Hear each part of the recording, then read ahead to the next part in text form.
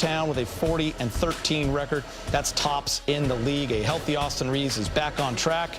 And tonight, DeAndre Ayton is 2. Lakers and Thunder tipping off in 1 hour. Hello and welcome to Access Sportsnet Lakers, brought to you by Mercury Insurance. Chris McGee, Mike Bresnahan, James Worthy, the band.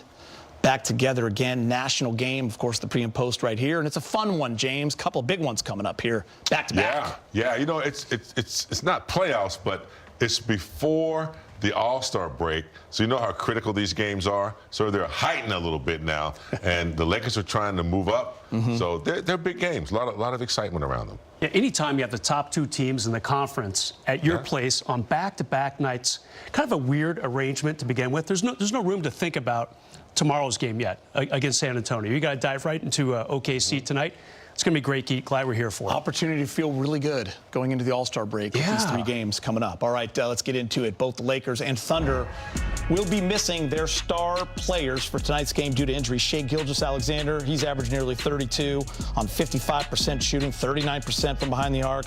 He is out with an ab strain, and he will be reevaluated after the All-Star break. Luka is the leading scorer in the NBA. He averages close to 8 rebounds, 8.5 assists. He'll miss his 2nd straight game with a left hamstring strain. So big game. It's a mild strain for Luka. He's truly day-to-day. With the All-Star game coming up at the end of the week, you have to imagine that the Lakers might take their time with Luka. Proceed with caution. I almost would. If he's not 100%, you know, you want to win these games. You get Austin Reeves back. Unfortunately, you lose Luka. That's just bad luck. The Lakers have had that luck for a while now. So you don't want to rush it, not for the games that are left. When you have a big break coming up, a lot of time for him to rest it, even though he is the #1 vote getter the All-Star weekend. He'll be there. But you don't want to rush it. You know, the key word for me is mild. It's something they can work with, something they can monitor, and hopefully, you know, it'll get better sooner than later. Yeah, even the word moderate, you're kind of like, okay, hold on a sec. What's really going on here? So lucky for Luka and the Lakers, it is only mild.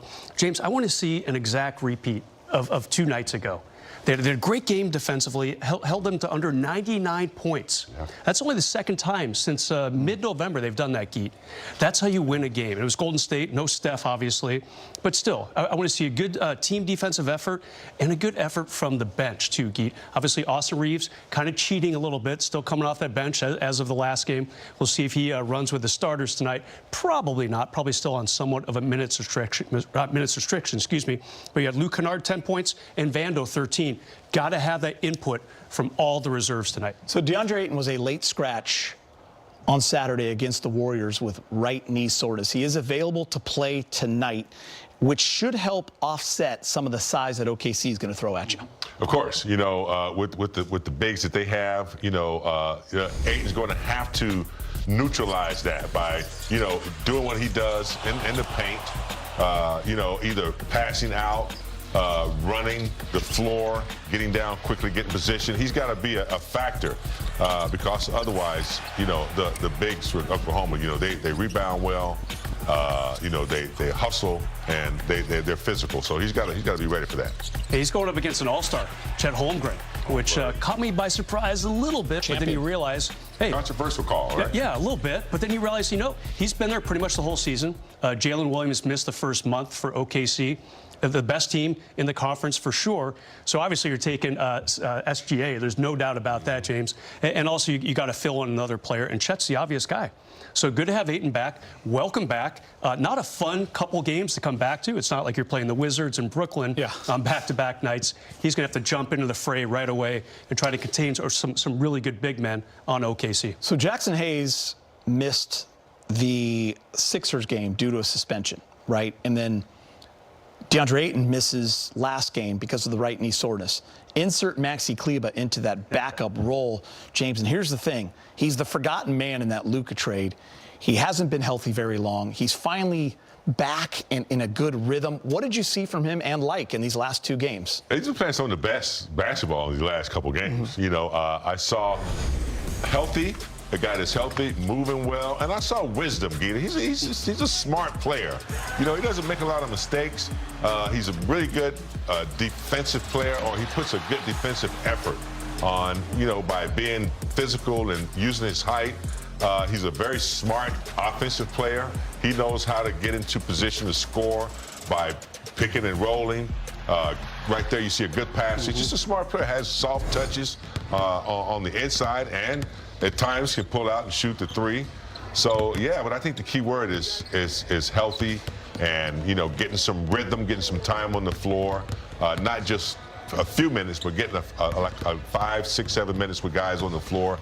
And he's showing the skills that, you know, he once possessed before he came here. He's been big in the plus-minus category. And Brez, if we weren't too familiar with his game, he also throws dunks down. I was going to say, what did we not see on any of that B-roll? 3-point shots. Yeah. And that's what he's known for, a big who can extend the offense, hit a bunch of threes, hit some mid-range.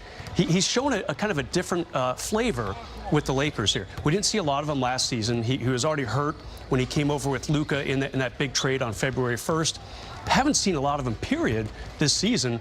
But, Gee, you're absolutely right. I mean, this guy is like Shaq on some of these moves, just barreling through the lane with the ball in his hands and dunking, which is not his typical game. And one thing I love about him, guys, and I know this is what you expect from everyone, but he plays hard when he is in there, and he gains you extra possessions because of that style of play, getting you some of those offensive rebounds. All right, for more, let's head down to Crypto.com Arena. We're going to check in with Mike Trudell. Hi, Mike. What's happening, Geeter? Welcome downtown. And look, I think the number one thing that at least is the most direct influence for what J.J. Redick can do for this game, how does OKC look without Shai Gilgeous-Alexander? How are they different? What are the ways that they have to prep for them? How does OKC manage to do what they want to do on offense without Shai? The defense is going to be fine, right? Their defense is going to be absolutely the same. They have so many guys that they can bring off the bench that play at that elite level. But how does that impact what the Lakers are looking for tonight? So that's where we started with JJ a little bit ago. Still a really good defense, and still very disruptive and physical. And you know, we talk all the time about grabbing and holding, and they do that on every possession. They do it for 48 minutes. I think the biggest thing offensively, you know, not that he didn't do it a lot before, but it's happening with a lot more frequency, is just them playing through Hartenstein out of that trail position, and just the movement around him and his passing ability, trying to get back cuts and layups, and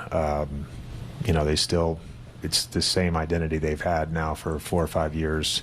They're looking for foot angles, and they're looking to drive.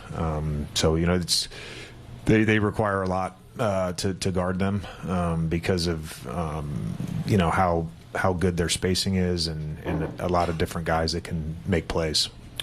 Presumably they're one of the teams where maybe it's the most difficult to not have a guy like Luka, like a primary ball handler that can hold up the pressure. Just with you still on a minute's limit, presumably, how do you try to account for that and have which guys can handle it? Well, we had 20-some turnovers against them with Luka, so it's not. I don't think it's on one guy to handle or not. The biggest thing for us. And this is across the board, regardless of who's in the lineup for us, we've got to do a better job of limiting our unforced turnovers. That's been a problem all season. That was a problem the other night against Golden State. Teams that pressure you and try to be disruptive, they're naturally going to create turnovers. They are. You got a 2-on-1 fast break. You got to complete a pass. Jackson's down the court without an advantage, throwing the ball off the backboard that's unforced. So a lot of unforced turnovers from us the other night, and we just can't afford to have those tonight. All right, so there's J.J. Redick, guys, and something that J.J. talks about and he hinted at there. OKC is probably going to foul you on basically every possession. So the question is, can you play through it? Can you match that physicality on the other end? Can you figure out the balance between what the referees are going to call, what you can lean into and not? They put you in that spot. I know this is something that, NFL teams, for example, some are good and have guys that are physical enough to hold on every possession. It almost looked like that's what the Seahawks were doing last night because because that's how physical they can play. OKC does the same thing, and how do the Lakers handle that? We'll see, because it'll go a long way to tell us how they're going to do in this game. Good analogy and good breakdown from Mike Trudell right there. And congrats to Seattle, Super Bowl champions. All right, good stuff, Mike. For the 52nd straight game, Jake LaRavia makes an appearance in a pregame show bump. Not only is he a network favorite, he's also the only Laker to appear in every single game this season. Reliable. Plus, we got our first look at Luke Kennard as a Laker on Saturday. President James will discuss his day.